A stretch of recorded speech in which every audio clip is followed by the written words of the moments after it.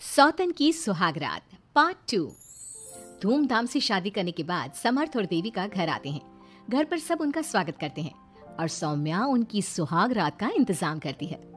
समर्थ और देविका दोनों अपने रूम में बैठे बातें कर रहे होते हैं। तब देविका कहती है, सुनिए, आप इतना दूर क्यों बैठे हैं? नहीं, कुछ नहीं, बस थोड़ा सा थक गया हूँ। अगर आप कहें तो मैं आपका सर दबा दूं? अब नहीं, रहने दो, आप भी तो थक गई होंगी। देविका आगे बढ़ते हुए कहती है, थक तो गई हूँ पर आपकी सेवा करना पहला धर्म है मेरा। देविका झट से समर्थ के पैर पकड़कर दबाने लगती है। ऐसे ही कुछ देर निकल जाती है और समर्थ कहता है, अब रहने दो देविका, तुम भी आराम कर लो, तुम भी थकी थकी लग रही हो। देविका मना करते हुए उठ जाती है और अपने बालों को खोलकर समर्थ का सर दबाने लगती है और कहती है, मेरी थकावट तो आप ही दूर कर दोगे ना? इतना कहकर देविका अपने खुले बालों को समर्थ के ऊपर डालती है। समर्थ देविका के जाल में सम्मोहित होने ही वाला होता है कि अचानक से दरवाजे पर किसी की दस्तक होती है। समर्थ आवाज लगाते हुए कहता है, कौन? भाई, मैं हूँ सौम्या। क्या है सौम्या? क्या बात है देविका, कैसा लग रहा है मेरी भाभी बनकर? कुछ बात आगे बढ़ी या नहीं? बात आगे बढ़ती कैसे? तू जो आ गई कबाब में हड्डी। अच्छा जल्दी बता, किस लिए आई थी? सौम्या ठिठोली करते हुए कहती है, क्या बात है देविका, बहुत जल्दी हो रही है। वैसे मैं तो दूध का गिलास देने आई थी। आखिर मेरी सहेली की सुहागरात में कोई कमी नहीं होनी चाहिए। देविका दूध का ग्लास लेते हुए जल्दी से दरवाजा बंद कर लेती है और पीछे मुड़कर देखती है तो समर्थ तो सो चुका था। देविका समर्थ को उठाते हुए कहती है, सुनिए समर्थ जी, उठ जाइए ना, सौम्या दूध देने आई थी, इसे पी लीजिए फिर आप सो जाना। समर्थ नींद में उठता है और दूध पीकर फिर से सो जाता है। देविका उसके बगल में बैठी कहती है, सुनिए समर्थ जी, आज हमारी पहली रात है और आप सो रहे हो। समर्थ नींद में ही कहता है, देविका मैं बहुत थक गया हूँ, मुझे बहुत तेज नींद आ रही है, तुम भी सो जाओ। सोने के लिए तो पूरी रात पड़ी है, आप उठिए ना और कुछ देर मुझसे बात तो करिए। देविका जिद करते हुए समर्थ को आधी नींद से उठा देती है। समर्थ उठकर बैठ जाता है और कहता है, बोलिए देविका जी, आपका हुक्म सर आंखों पर। सुनिए, मैंने सुना है कि पति अपनी पत्नी को पहली रात कोई तोहफा देता है, आप मेरे लिए कुछ नहीं लाए क्या?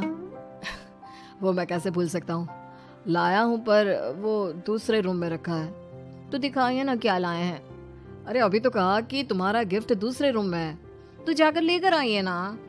अगर अभी गया तो घर के सब लोग जाग जाएंगे और 10 तरह के सवाल जवाब करेंगे। मैं सुबह दिखाता हूँ ना। समर्थ इतना कहकर लेट जाता है और लेटे लेटे देविका से कहता है, अच्छा सुनो देविका, मुझे बहुत नींद आ रही है, मैं सो रहा हूँ, तुम भी सो जाओ। देविका समर्थ की बात सुनकर कहती है, आपको तो हमारी पहली रात की कुछ पड़ी ही नहीं है। इतना कहकर देविका भी उसके करीब आकर लेट जाती है और सो जाती है। अगली सुबह अधीरा समर्थ के रूम में सफाई करने आती है और देविका को उसके करीब लेटा देख रोने लगती है। रोने की सिसकी सुनकर समर्थ की आंख खुल जाती है। वो उठकर देखता है कि अधीरा उसके कमरे में रो रही है। उसे देखते ही समर्थ बहुत गुस्से में आ जाता है और अधीरा से कहता है, अधीरा, तुम सुबह सुबह क्यों रो रही हो? तुम्हें यहाँ नहीं आना चाहिए था, जाओ यहाँ से। समर्थ अधीरा का हाथ पकड़कर रूम के बाहर कर देता है और कहता है, अब बिना दरवाजा नॉक किए अंदर मत आना। इतने में देविका भी आ जाती है और समर्थ को भड़काते हुए कहती है, हाँ समर्थ जी, ये रो रो कर हमारे घर में अपशगुन कर रही है और अब ये देखो कैसे मगरमच्छ के आंसू दिखा रही है। इतना कहकर देविका अधीरा का हाथ पकड़कर घसीटती है और कहती है, अब क्या रोती रहेगी या कुछ काम भी करेगी? मुफ्त में रोटियां तोड़ने को नहीं मिलेगी यहाँ पर, चल उठ यहाँ से और कुछ काम कर। अधीरा वहां से उठकर रोते रोते चली जाती है और जाकर रसोई में सबके लिए चाय बनाती है और चाय जाकर पहले अपनी सास को देती है। चाय पीते ही मंजू अधीरा को गुस्से से कहने लगती है, लगता है मुझे मारने की साजिश कर ली है। अरे अभी तक तूने ढंग की चाय बनाना नहीं सीखा। इतनी मीठी चाय बनाई है कि कहीं मैं शुगर की बीमारी से मर ही ना जाऊं। अरे जा जाकर तू मर कहीं। अधीरा मंजू की बात सुनकर दुखी होती है। इतने में सौम्या वहां आ जाती है और कहती है, ये लो, महारानी अभी यहीं बैठी है और मैं पूरे घर में देख आई। अरे ओ महारानी, यहाँ बैठकर किसका मातम मना रही हो? उठ यहाँ से और जाकर हमारे कपड़े धो, बहुत कपड़े पड़े हैं धोने को। अधीरा वहां से कपड़े धोने चली जाती है और बैठे बैठे खुद को कोसने लगती है, हे भगवान, मुझे उठा ले तो अच्छा है, मैं थक गई हूँ इस जिंदगी से। ऐसे ही कुछ दिन निकल जाते हैं। अब समर्थ भी अपने काम पर जाना शुरू कर देता है। एक शाम अधीरा घर के सारे काम करके अपने रूम में आराम कर रही थी और मंजू अधीरा को आवाज लगाते हुए कहती है, अरे ओ कल मुही, अगर आराम हो गया हो तो आकर मेरे पैर दबा दे।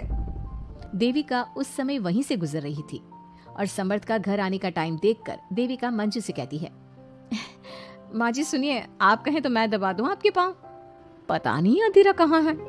देविका मंजू के पाँव दबाने बैठ जाती है और कुछ ही टाइम बाद समर्थ भी वहां आ जाता है और देविका को माँ के पाँव दबाते देख बहुत खुश होता है। वो सीधे अपने कमरे में चला जाता है।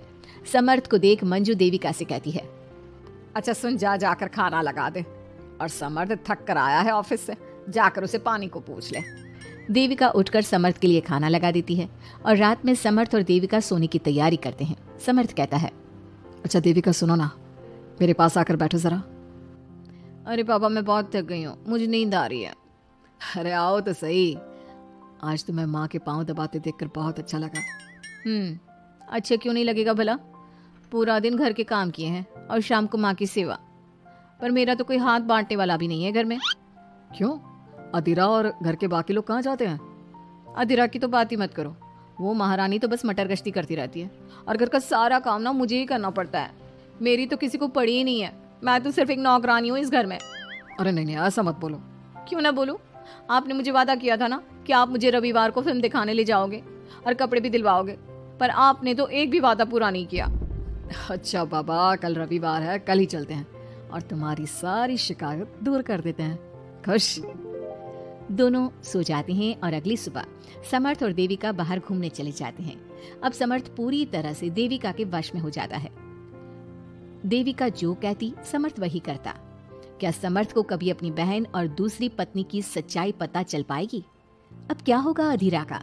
इसके लिए हमारे अगले एपिसोड का इंतजार कीजिए।